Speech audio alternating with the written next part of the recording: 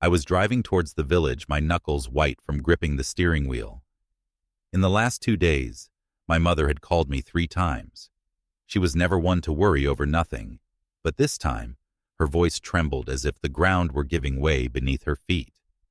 "It started again," she had said. The words had lodged in my mind like splinters, refusing to be dislodged. What started? Is it something to do with Dad? The house? I didn't press for details over the phone. I just took leave from work, packed my bags, and hit the road. As I drove, the landscape outside the window changed gradually. First, there were well-maintained highways, gas stations, and supermarkets, but these soon gave way to sparse villages with peeling paint on bus stops and crooked utility poles. The further I went, the heavier and wetter the air became. By evening, as the village came into view, my GPS gave up entirely. The road on the screen vanished into a gray abyss. I remembered this place differently. In my childhood, it had felt alive. Kids would ride bicycles, old people would warm themselves on benches, and dogs would lazily roam the streets. Now it was desolate. Abandoned houses with boarded-up windows stood silently. In the few overgrown gardens, rusty skeletons of greenhouses and overturned troughs lay scattered. As I turned onto the main street, suspicious glances slid over my car. 2 old men on a porch froze like statues, their eyes fixed on me. A woman at a well saw my car, grabbed her bucket, and quickly disappeared behind her gate. I pulled up to the house. My mother was standing on the porch, her back hunched. In the year since Dad's death, she had shriveled, looking like an ancient woman, even though she wasn't yet 60. Her face was pale, her eyes sunken. When I got out of the car, she took a step toward me and said in a trembling voice, "You've come?" I nodded, trying to smile, but a lump in my throat stopped me. I hugged her tightly and asked, "Mom, what's wrong?" She looked away and simply said, "Come inside, son. We'll talk later." Stepping over the threshold felt like a step back in time. The house still smelled the same, of dried herbs, the wood stove, and something sweet. Yet the walls felt tighter and the rooms more cramped. "Mom, you still haven't told me what started," I said. She sat down at the table, her shoulders slumped. "Just stay with me, son, even if it's for the last time." Her words stung. "What do you mean, last time? What are you talking about?" She remained silent, staring at a single point and nervously twisting the corner of her shirt. I sighed, deciding to wait. I'd let her rest and calm down, then we would figure things out. I spent the whole day with my mother, doing chores and trying to distract her. In the morning, we went to the garden, though there was nothing to do. The soil was cold, but she still wandered between the rows of plants, as if checking for something. I joked that she should give up gardening and move to the city, but she only shook her head and gave a sad smile. Later, we mended the fence. Or rather, I mended it. My mother stood nearby, watching me hammer a plank, twisting the edge of her apron in her hands. Her eyes glistened with unshed tears. "Mom, what's wrong?" I murmured, leaning against the cold wood. "Everything's fine." She nodded, but before she could say anything else, a gate slammed nearby. I turned my head automatically. Walking quickly down the road was a woman in a long woolen skirt, her head tightly wrapped in a shawl. I recognized her as our neighbor, Aunt Nina. When I was a kid, she used to bring us fresh honey. Now she was walking without looking our way, but as she passed, she glanced at me. Her eyes were anxious and wary. Her lips moved silently, as if she wanted to say something, but she quickly changed her mind, quickened her pace, and disappeared around the corner. I frowned. "Mom, what's going on here?" "You wanted to sort the potatoes," she said, as if she hadn't heard my question. "Come on, there's not much left." She was in a daze all day. She barely spoke. She washed the dishes, mumbling to herself. When I playfully grabbed her hands and spun her around the kitchen, she laughed for a moment, but then burst into tears, burying her face in my chest. "Mom, what's wrong with you?" "I'm sorry, son. she sobbed, wiping her eyes. I'm sorry. I squeezed her shoulders tightly. Maybe you should move to the city, this house, this village. Just leave it. Dad's not here anymore. It's too hard for you to be alone. We can pack tomorrow and I'll take you back with me. No, she interrupted, her voice firm. But why? She was silent for a long time, then looked directly at me with a seriousness that made me flinch. Because I can't, she finally said, and began to collect the dishes. I didn't press her. I decided I would talk to her again tomorrow when she was in a better mood. As night fell, my mother went to her room. I finished my tea, checked the door, turned off the lights, and lay down in my childhood room. The bed felt strangely small now. It smelled of wood, old books, and a woolen blanket. As I closed my eyes, I still felt my mother's gaze and her strange words. I knew I wouldn't be able to sleep. The silence in the house was too thick, too heavy. In the city, you could always hear cars, dogs barking, or heels clicking on the pavement. Here there was nothing but the creak of wood on the roof, as if the house itself were sighing in its sleep. After a few hours I drifted off, but in the middle of the night a sound woke me up. A quiet, almost gentle knock on the window. I froze, listening. My heart thumped against my ribs. Slowly I sat up. I pulled the blanket over my shoulders and got out of bed. My legs felt heavy as stone. I went to the window, but didn't open it immediately. I pulled back the curtain. There was no one outside, just a dark smeared print of a small hand on the glass. I flung the window open. The night's cold air hit my face. The moon lit up the yard, but it was empty. Only the old well, the rusty bicycle my mother had kept, and the trees stood as black shadows along the road. I waited, listening, but there was only silence. I closed the window and stood there for a while, staring into the darkness. It still felt like someone was standing outside the fence, watching. I exhaled and returned to my bed. The rest of the night passed calmly. In the morning, I went outside and saw barefoot tracks in the cold ground. They started right under my window and led beyond the fence to the road. Kids playing pranks? I wondered. But there hadn't been any kids in the village for a long time. Just old people. I tried to dismiss the strange incident, but the image of the black handprint on the window stayed in my mind. The day passed in a hazy fog. I tried to distract myself with chores, but my thoughts kept returning to the night's knock and the tracks outside. I wanted to talk to my mother, but she seemed distant, as if she couldn't hear me. She cooked and washed dishes, sometimes even smiling, but her eyes were empty, and her fingers constantly fidgeted with the edge of her apron or the hem of her robe. After lunch, I went back outside. The air was heavy and damp. A mist clung to the ground, even though the morning sky had been cleared. On the sagging porch of the house next door, a man sat hunched over, his head lowered as if he were freezing. I looked closer. "Hello," I said softly, but the old man didn't react. He just sat, staring at his feet, his lips moving as if he were mumbling something. I couldn't hear. "Hey!" I stepped closer. The old man slowly raised his head. His face was gray and his eyes were bloodshot. "They've come," he whispered. I froze. "Who?" But he didn't answer. He just turned away and went inside, leaving me alone in the thickening fog. By evening, my mother had become completely withdrawn. I sat in my room, flipping through an old book, but I couldn't focus. My thoughts were jumbled, like autumn leaves in muddy water. After midnight, I finally fell asleep. In the middle of the night, the same knock woke me again. I gritted my teeth and turned away, trying to ignore it. Stupid pranksters, I thought. I didn't move, and then I heard footsteps inside the house, from two directions at once, from the attic above and from the basement below. I sat up abruptly. A smell, acrid and suffocating, filled the air. Was there a fire? A low, drawn-out moan came from behind the wall. I jumped up and rushed to my mother's room. She was sitting on her bed, rocking back and forth. There was no smoke or fire in the room, but the smell was stronger.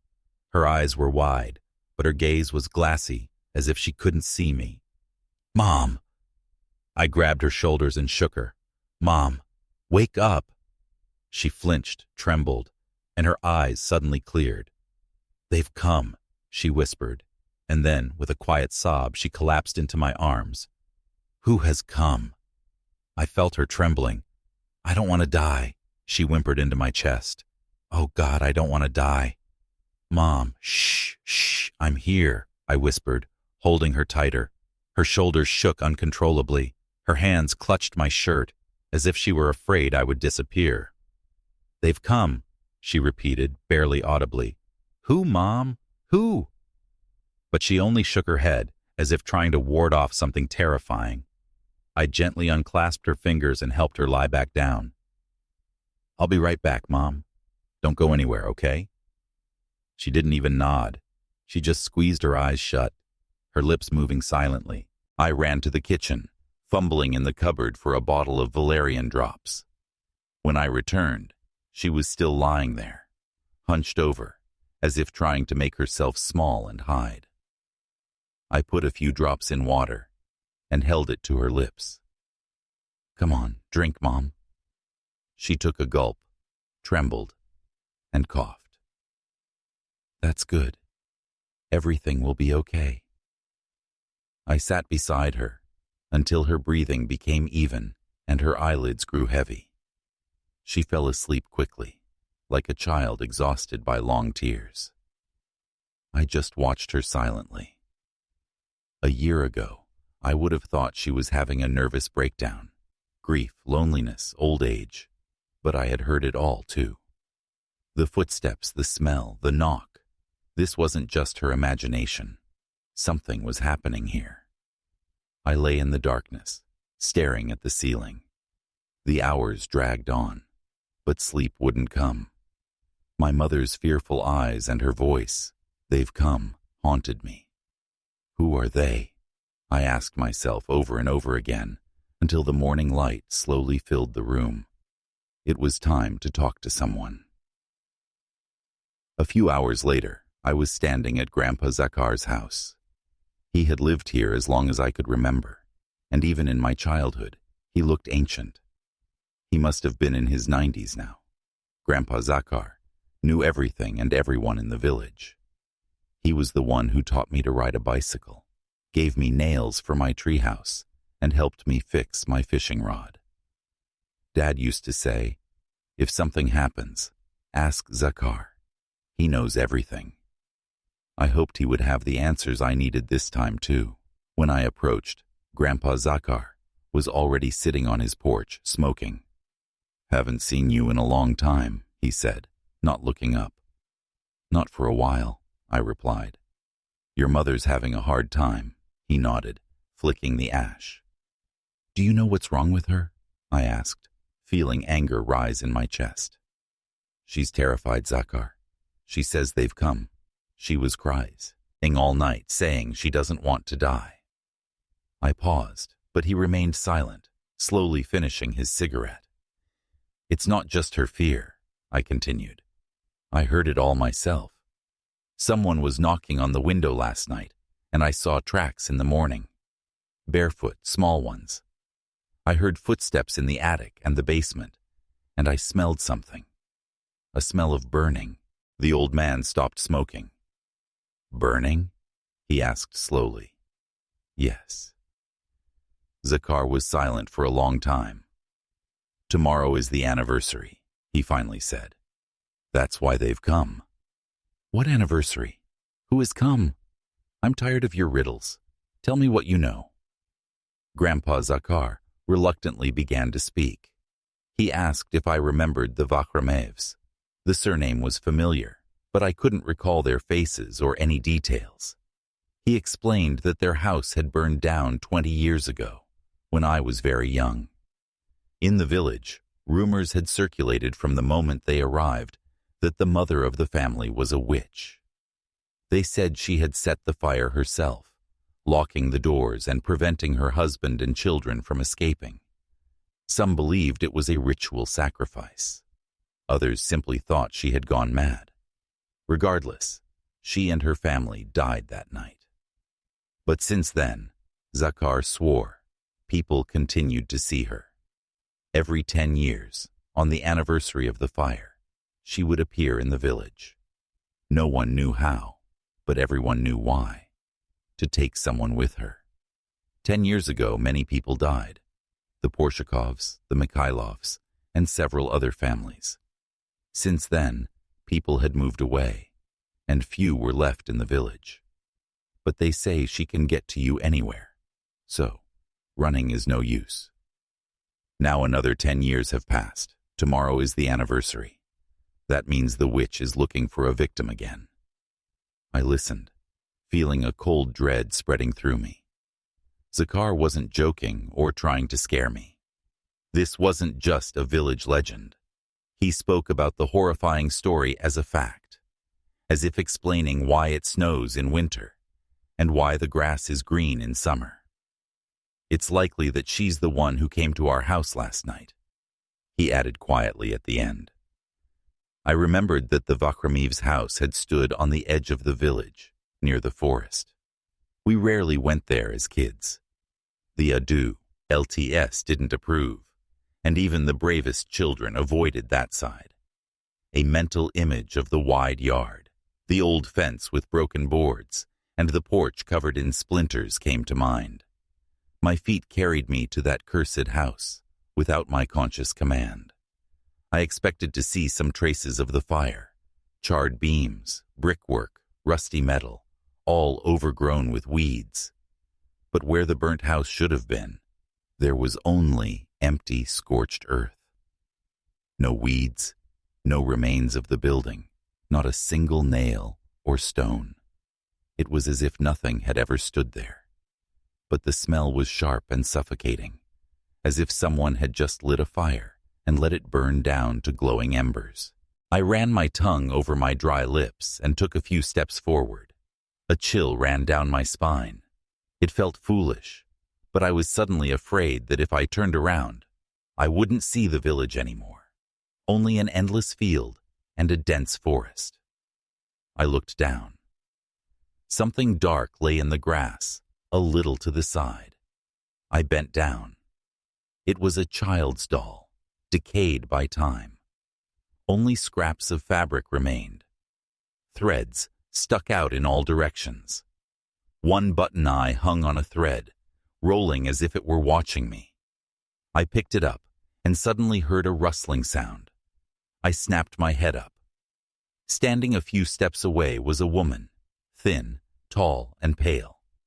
I couldn't make out her face, but I could see the wind gently rustling her long dress. She slowly shook her head and said, "Don't touch it." Her voice was quiet and even, with no trace of threat, only an unbearable sadness.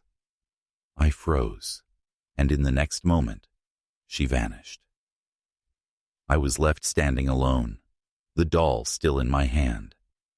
It was burning hot, as if it had just been pulled from a fire. I threw it sharply into the grass.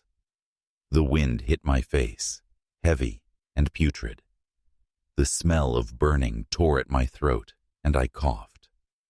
I looked at the empty spot where the woman had been. It suddenly became very cold.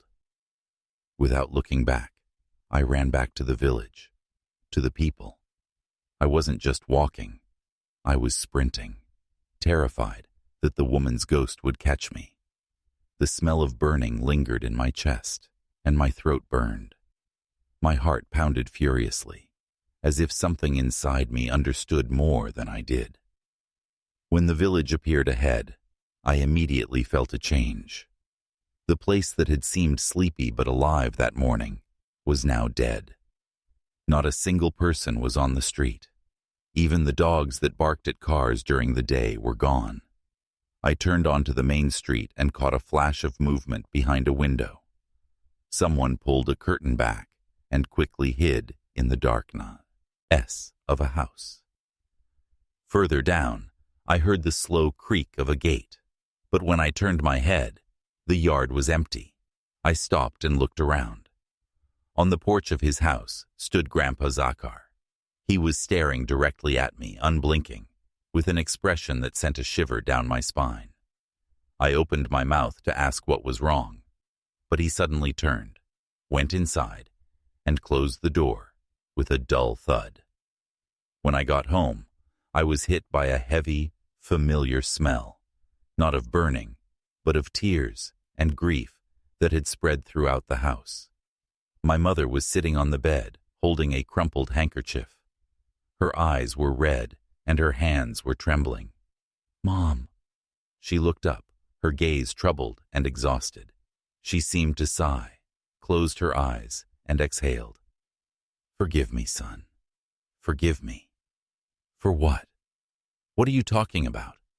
We all knew. I knew too. My mother took a deep breath, as if making a decision, and wearily ran a hand over her face. She seemed to shed a heavy burden of long-held silence, but instead of relief, her face showed an emptiness. "We all knew," she said slowly. "Everyone in the village knew what really happened." I held my breath, listening, feeling an icy knot tighten in my throat.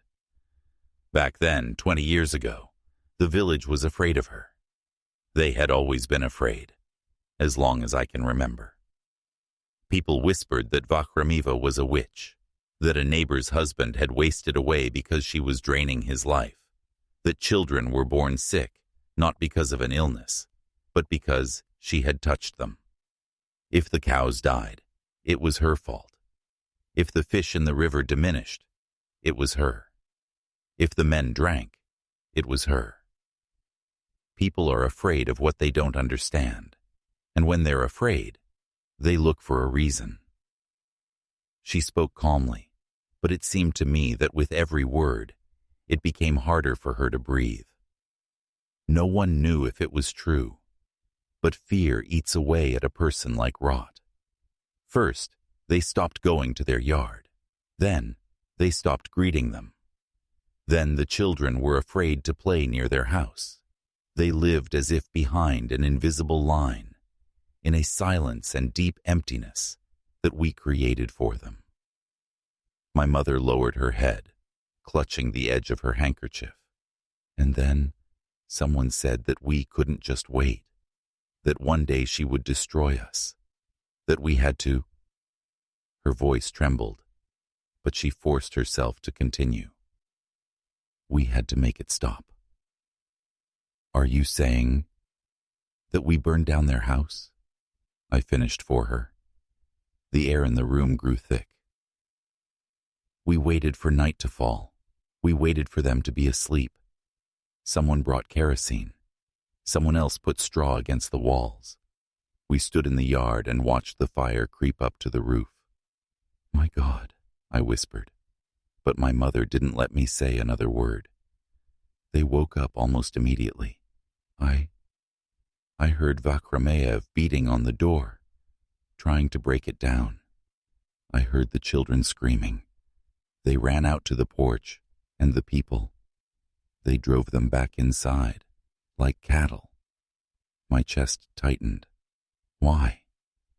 "Because they were afraid," my mother said, her eyes now full of tears. "Because fear is stronger than anything else. Because if she survived, she would take revenge. No one wanted to look her in the face. No one wanted to hear her curses. We thought that if they burned, if the house collapsed and buried them, we would be safe." She fell silent. Her words echoed in my mind. "We thought we would be safe." She held her children, covering them with her hands, shielding them from the fire until the very end. "I saw them dying. I can't believe I saw that." I couldn't speak. My mother covered her face with her hands. We deserved this. And then, a knock. It was slow and heavy. I flinched, as if waking from a nightmare.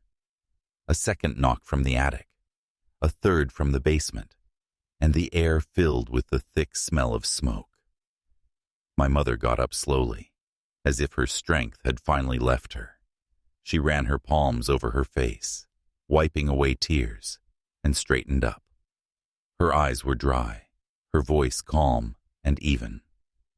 They won't leave, son. They've come for the guilty. I didn't immediately grasp the meaning of her words, but in the next instant, a scream echoed through the village. I rushed to the window. It was as bright as day outside, but not from the moon. It was from fire. Houses were bursting into flames one after another, as if someone invisible were holding a torch to them. In the crimson light, I saw them.